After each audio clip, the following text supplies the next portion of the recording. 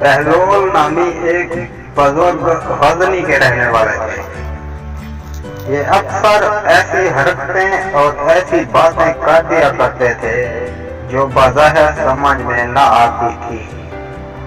भूख लगती तो फिर मजलिस में कुछ लेकर खाना शुरू कर देते थे।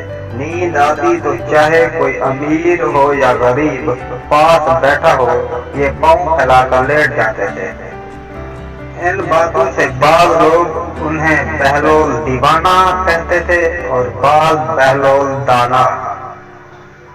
एक दफा हंसी से कहा, बहलोल, आपको बादशाह ने गद्धों का हाकिम मुकर्रर कर दिया है। फरमाया, फिर यही बंधे रहो, यानी तुम भी गधे हो।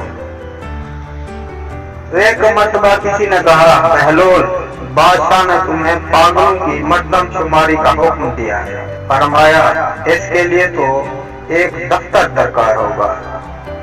हाँ, दाना गिनने का हुक्म हो तो उंगलियों पर गिने जा सकते हैं।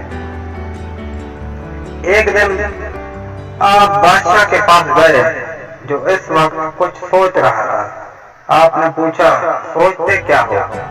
उसने कहा, मैं इस वक्त दुनिया की बेवफाई पर गौर कर रहा हूँ कि इस बेवफा ने किसी से भी निबाह न किया। आपने फरमाया, अगर दुनिया वफादार होती तो तुम आज बादशाह क्यों कर बन सकते थे? बस इस किस्से को जाने दो और कुछ सोचो। एक दफा बारिश की कसरत से अक्सर कब्रों में ऐसे शगाफ पड़ गए कि मुर्दों की हड्डियां और खोपड़ियां नजर आने लगी। बहलोल कब्रिस्तान में चंद खोपड़ियां सामने रखे देख रहे थे कि इत्तफाकन बादशाह की सवारी भी आ निकली।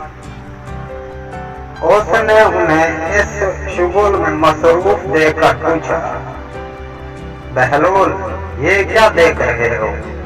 आपने फरमाया, तुम्हारा और मेरा दोनों का बाप मर चुका है। मैं अब ये देख रहा हूँ कि तुम्हारे बाप की खोपड़ी कौन सी है और मेरे बाप की कौन सी।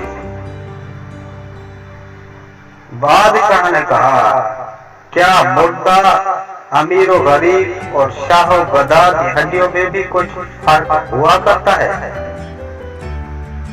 कि पहचान लोगे? बहलोल ने कहा, 4 दिन की झूठी नमूद पर बड़े लोग मगरूर होकर गरीबों को हकीर क्यों समझते हैं? बादशाह कायल हो गया और उस दिन से हलीमी इख्तियार कर लिया।